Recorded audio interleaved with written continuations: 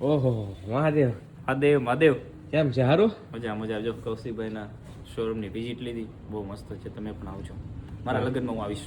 ભાઈ ભાઈ જો આજ એડવાન્સ જતો જાવ.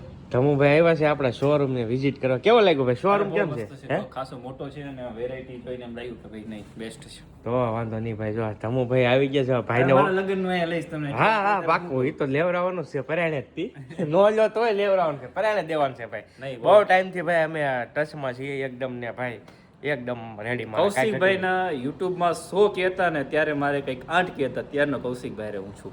જો ત્યારના છે ધમુભાઈ, બહુ પાછા હતા મારી કરતા ભાઈ, હું આગળ હતો એની.